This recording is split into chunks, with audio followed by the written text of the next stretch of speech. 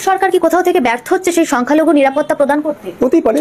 ইউনূস সরকার বা সেটা তাদের ব্যাপার, সে দেশের মানুষ ঠিক করবেন, আমরা কি ঠিক করে দেবো নাকি? সে দেশের মানুষ তারা লড়াই করবেন ইউনূসের ব্যর্থতার বিরুদ্ধে। আজকে কি ভারতবর্ষে মোদির ব্যর্থতার বিরুদ্ধে কি চীন আসবে নাকি? ওরা কি এটাই চাইছেন নাকি, দৃষ্টান্ত করতে চান?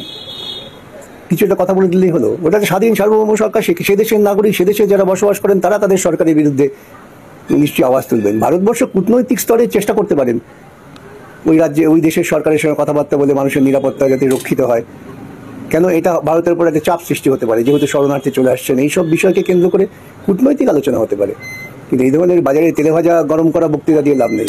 হিন্দুদের ওপর যে অত্যাচারের খবর বাংলাদেশ থেকে বারবার আসছে এবং সেখানে কিন্তু শেখ হাসিনা এখনো ক্ষমতা হাতে নেননি এবং ইউনূস রয়েছেন কার্যত, তো ভারতের উপর কতটা প্রভাব পড়তে পারে বা পড়তে চলেছে বলে মনে হয়? আমি আপনাকে একটা প্রশ্ন করব, আপনার এই প্রশ্নের কানেকশনেই হিন্দুদের ওপর অত্যাচারটা কি শুধু বাংলাদেশেই সীমাবদ্ধ, না তারপরেও বাউন্ডারি ক্রস করে অন্য কোথাও আসছে কি আসছে না? এর বাইরে আমি প্রশ্ন কিছু করতে পারবো না, উত্তর আমি দেবো না। আমি প্রশ্নটা আপনার কাছে এবং দর্শক বন্ধু যারা দেখছেন তাদের কাছে করব, কারণ এর বেশি আমি যদি কিছু বলতে চাই তাহলে আমরা রাজ্যের ভূমিকা দেখেছি। বিভিন্নভাবে মানুষকে হ্যারাস করার জন্যে পুলিশ মেশিনারিকে কাজে লাগানো হয়। আমি নিজেই এরকম বেশ কয়েকটি মামলায় মানুষকে হ্যারাস করছিল, তাদেরকে অন্য একজন দেশের বিতাড়িত প্রত্যাখ্যাত এক মহিলা প্রধানমন্ত্রী ছিলেন, তিনি, তার ভরণ পোষণ ইত্যাদি কেন চলবে? এর কারণটা কি? না, আমি প্রথম সারির নিউজ চ্যানেল বা নিউজ পেপারে গত দুদিন আগেও পড়ছিলাম, সেখানে বলা হচ্ছে যে শেখ হাসিনার নামে অনেক মিথ্যা মামলা দেওয়া হয়েছে বাংলাদেশে। তো সেখানে যদি হাসিনাকে ফিরিয়ে দেওয়া হয় সেক্ষেত্রে তার একটা ক্ষতির সম্ভাবনা রয়েছে বা তার উপর একটা আক্রমণের সম্ভাবনা রয়েছে, সেই জন্য ভারত হয়তো আগলে রাখছে। আপনার ইন্টারেস্টটা কি হাসিনাকে রক্ষা করার? আপনার ইন্টারেস্টটা কি আমি এটা বুঝতে পারছি না। শেখ হাসিনা যেহেতু দীর্ঘদিন বাংলাদেশের প্রধানমন্ত্রী ছিলেন, ভারতের সঙ্গে সুসম্পর্ক ছিল, সে কারণে একটা, তার মানে আপনি বলতে চাইছেন যে শেখ হাসিনা ভারতের কর্মচারী ছিলেন এবং এই মুহূর্তে আমাদের রাষ্ট্র চাইবে বা আমাদের সরকার চাইবে তার কর্মচারীকে নিরাপত্তা দিতে। এটা মানবিকতার দিক থেকে হয়তো।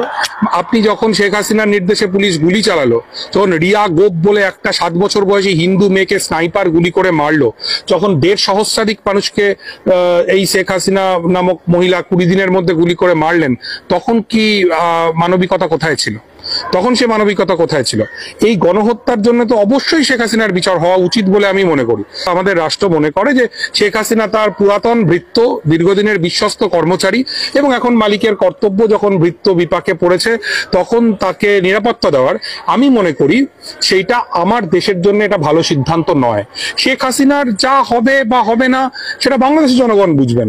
এবং আবারও বলছি, শেখ হাসিনার আমলেও বাংলাদেশে হিন্দু নির্যাতন যথেষ্ট হয়েছে, সমস্ত বিরোধী কণ্ঠস্বর দমন করা হয়েছে। সেক্ষেত্রে আমাদের তো এই আগ বাড়িয়ে এই ঝুঁকিটা নেওয়ার কোনো দরকার নেই। পৃথিবীর কোনো দেশ এই ভদ্রমহিলাকে কোনো ঠাঁই দিচ্ছেন না। ওর পরিবারের মানুষ তো লন্ডনের এমপি। আমি কর্মসূত্রে লন্ডনে থাকি অনেকটা সময়। লন্ডনের 4 জন বাঙালি এমপির মধ্যে একজন তো এই টিউলিপ সিদ্দিকী। সেই ইউকে সরকার সে পর্যন্ত এই ভদ্রমহিলাকে আশ্রয় দিচ্ছে না। তাহলে আমাদের কি দায় পড়েছে যে শেখ হাসিনাকে আমরা এখানে আশ্রয় দেব এবং মানুষের গালমন্দের শিকার হব? বাংলাদেশ